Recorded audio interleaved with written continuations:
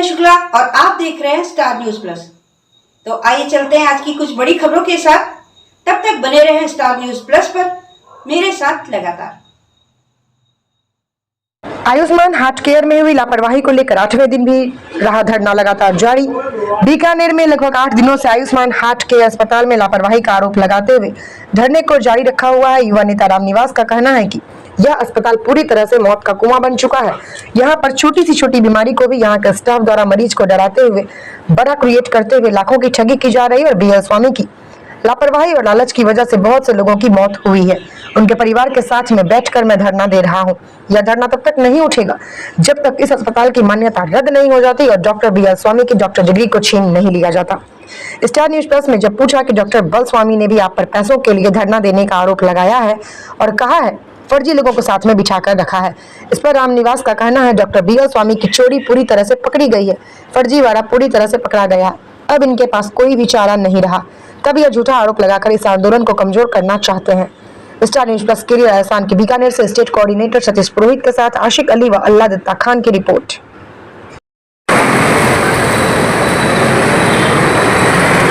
बीकानेर में अभी Ayushman heart care centre बहुत ज़्यादा सुर्खियों में है और ये सुर्खियाँ पॉजिटिव नहीं होकर नेगेटिव है और इसको लेकर यहाँ पर पीड़ित परिवारों के साथ में अनिश्चितकालीन धरना दे रहे हैं। रामनिवास जी कुकना जी ले रहे हैं और ये सभी युवा बैठे हुए हैं और इनका आरोप है कि ये जो सेंटर चल रहा है आयुष्मान जो क्लिनिक चल रहा है इसमें पूरी तरह से धांधली हो रही है और लोगों के साथ में पूरी तरह से फ्रॉड हो रहा है और इनका कहना है कि इनकी वजह से इनकी लापरवाही की वजह से कुछ लोगों की मौत हुई है, इनका आरोप है। और यहाँ पे लोग अभी बैठे हुए हैं और हम इनसे बात भी करेंगे और ये कह रहे हैं कि जितने भी यहाँ पे पेशेंट आए हैं उनको अगर छोटी से छोटी बीमारी को बड़ी बताकर और उनको लूटने का काम किया गया, इनका आरोप है। और इस आरोप को लेकर हम बात करेंगे, रामनिवास जी कुकना साहब से बात करेंगे। रामनिवास जी, मैं देख रहा हूँ कि आप लगातार 8 दिन हो गए आपको लगातार आप आरोप लगा रहे हो कि तो आप धरना दे रहे हो और उधर से भी आरोप आप पे भी लग रहे हैं लगातार और आपको मैं देख रहा हूँ संघर्ष भी कर रहे हैं, पुलिस ने भी आपको यहाँ से बीच में सौंपा के दे दिया। तो आप जो आरोप लगा रहे हो आपके पास कोई आधार है क्या? तो ये आरोप लगा रहे हो आधार बीकानेर जिले के साथ राजस्थान भर के वो हजारों पीड़ित परिवार उस बात का आधार है।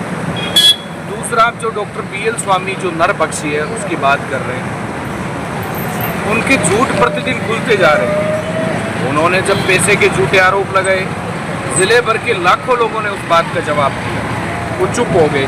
फिर उन्होंने लिखमी सर के एक पीड़ित का आरोप लगाया कि उनसे इन लोगों ने पैसे ले लिए। वो बात जैसे ही उस पीड़ित परिवार के पास पहुंची, वो व्यक्ति स्वयं चलाकर आज यहाँ पर आए। वो ये कह के गए कि उनके साथ लूट डॉक्टर बीएल स्वामी ने की है। ये लोग तो वो हैं जो हमारी मदद करने वाले लोग हैं, ये लोग वो हैं जो बिना चाय पिए हमें न्याय दिलाने के लिए यहाँ पर आए थे। 3 स्टंट डालने का बोला उनको, 1 स्टंट उन्होंने डलवाया, चिरंजीवी के नाम पे भर्ती किया, लाखों रुपए उनसे लूटे गए। बाद में जब उन्होंने आवाज़ उठाई तो उनके ऊपर मुकदमा दर्ज करा दिया, उनसे लाख रुपए वसूले गए। इस प्रकार के राजस्थान भर के अंदर हजारों परिवार हैं जो डॉक्टर बीएल स्वामी से लूटे गए हैं। पहले वो चिरंजीवी के नाम पर भर्ती होते हैं, ऑपरेशन शुरू करने के बाद उनसे लाखों रुपए लिए जाते हैं। एक मजदूर परिवार का भी व्यक्ति, जब मजदूर को ये डरा दिया जाता है मरीज को कि अगर अभी 10 मिनट में आधे घंटे में ऑपरेशन नहीं किया गया तो मरीज की मौत होगी। ऐसी स्थिति में लोग अपना घर बेचकर, लोग अपने गहने बेचकर, लोगों से ब्याज पर पैसे लाकर लोगों ने लाखों रुपए डॉक्टर बीएल स्वामी को चुकाए। तो उन हजारों परिवारों को न्याय दिलाने की लड़ाई है। वो लोग जो हल्की फुल्की बीमारियों से ग्रसित थे, जिनके चाहे गैस की समस्या थी, जिनके चाहे पैर में दर्द था, उन लोगों को केवल डॉक्टर बीएल स्वामी के लालच के कारण डॉक्टर बीएल स्वामी ने मौत के घाट उतार दिया, कई लोगों को अपंग कर दिया, नोखा का एक परिवार है जिनका पैर कट गया डॉक्टर BL स्वामी के लालच के कारण, आज वो भुगत रहे हैं। तो ऐसे भी हजारों परिवार हैं। तीसरा हमारा ये प्रयास है कि आज तक हजारों परिवारों के साथ डॉक्टर BL स्वामी ने अन्याय कर दिया।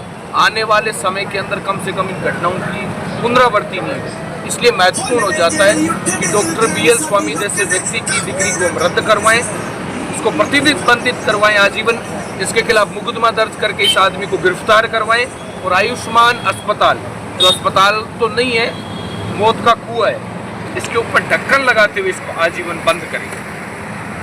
हमने भी अपने स्तर पे काफ़ी लोगों से बात की इस विषय के अंदर, तो हमें भी आपकी बात कहीं मिला जुला असर मिल रहा है। कुछ लोग सही कह रहे हैं, कुछ ऐसे मरीज हमें मिले हैं कि भी हमारा भी मतलब छोटा सा प्रॉब्लम डॉक्टर ने बताई थी, लेकिन यहाँ पर हमें बड़ी प्रॉब्लम बता के हमारे साथ भी फ्रॉड हुआ है। तो ऐसे कुछ लोग हमें मिले भी है। तो जैसे गूगल में एक व्यक्ति है, उसकी मौत हो चुकी है, बाबूलाल जी सोनी। उनका परिवार का भी यही कहना था कि भी हम यहाँ से एकदम स्वस्थ लेके गए थे और थोड़ा सा कोई दर्द था, लेकिन जब वो हम वहाँ पे लेके गए तो वापस उसकी मौत हो गई। तो वो भी इसी को, इस बात को लेकर शायद आपसे मिल सकते हैं। तो ये जो मिला जुला जो आ रहा है, तो कहीं ना कहीं आपकी बात को साबित करते हैं। इस बात को लेकर पूर्व कैबिनेट मंत्री गोविंद जी मेघवाल साहब ने भी बहुत बड़ा एक आपके पक्ष में एक स्पीच दिया है, उसके बारे में आप कुछ कहना चाहेंगे सर? निश्चित तौर पर गोविंद राम जी हमारे नेता हैं, उन्होंने इस बात का समर्थन किया और वो जिंदा ज़मीर के व्यक्ति हैं। वो जहाँ भी अन्याय देखते हैं उसके खिलाफ आवाज़ उठाते हैं और उन्होंने ये कहा है कि अगर इस पूरे प्रकरण की उच्च स्तरीय जाँच होती है तो निश्चित तौर पर ये डॉक्टर सलाखों के पीछे होगा। आप जिन परिवार की बात कर रहे हैं पूगल के, मैं आपको बताना चाहता हूँ, एक मरीज जो हल्की फुल्की बीमारी से ग्रसित जब इस अस्पताल के अंदर आता है, तो इस अस्पताल के अंदर इस प्रकार का माहौल पूरे स्टाफ के द्वारा बना दिया जाता है कि मरीज की स्थिति बेहद गंभीर है। आदमी को डरा दिया जाता है, भयभीत कर दिया जाता है। आपने कुछ सालों पहले एक फिल्म देखी होगी, गब्बर, अक्षय कुमार की एक फिल्म थी। उस फिल्म के अंदर जो अस्पताल दिखाया गया है वो सेम स्थिति बीकानेर के आयुष्मान अस्पताल की है। यहाँ मरीज को इतना भयभीत कर दिया जाता है, डरा दिया जाता है कि आदमी मानसिक रूप से परेशान हो जाता है। आज जो लड़ाई हम लड़ रहे हैं, ये जिम्मेदारी ज़िले के प्रशासन और सरकार की बनती है कि वो ऐसे प्रकरणों का संज्ञान में लेकर इनके खिलाफ कार्रवाई करें। लेकिन हम एक जागरूक ज़िले के जिम्मेदार व्यक्ति हैं, इसलिए हमारी नैतिक जिम्मेदारी बनती है कि जो हज़ारों परिवार उजड़ चुके हैं, जो हज़ारों परिवारों के साथ लूटें हुई हैं, उन परिवारों को न्याय मिले।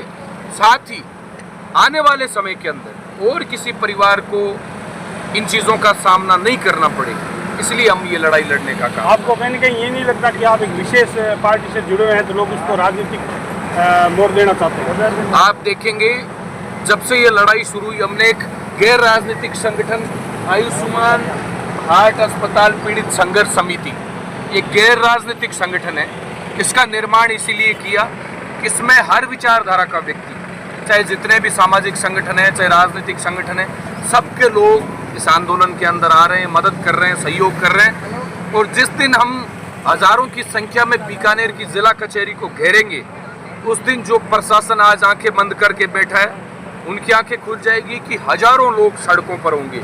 और मैं आपके माध्यम से बताना चाहता हूँ, ये लड़ाई केवल एक परिवार तक सीमित नहीं रही है। इस लड़ाई के अंदर हज़ारों पीड़ित परिवार शामिल हो चुके हैं। आप देखेंगे आज भी धरने के अंदर कम से कम 10 से ज़्यादा पीड़ित परिवारों के परिजन मौजूद हैं, जो अलग अलग अपनी तकलीफें लेकर या न्याय की गुहार लगा रहे हैं। ये कितना बड़ा निंदनीय हम कह सकते हैं कि एक तरफ वो परिवार जिसका सदस्य चला गया, वो परिवार जिससे लाखों रुपए की लूट हुई, वो आज सड़क पर संघर्ष कर रहे हैं। और जिस डॉक्टर के ऊपर लापरवाही के आरोप हैं, लूट के आरोप हैं, वो आज एयर कंडीशनर कमरे के अंदर आराम से बैठे हैं। तो ये बड़ा दुर्भाग्य है। आपने देखा, हम शांतिपूर्ण तरीके से, गांधीवादी तरीके से धरना देने आ रहे थे। ज़िले के प्रशासन ने, पुलिस प्रशासन ने हमें दबाने के लिए, इस आंदोलन को कुचलने के लिए 2 बार हमें यहाँ से हिरासत में लिया गया, अलग अलग थानों में ले जाके बिठा के रखा गया।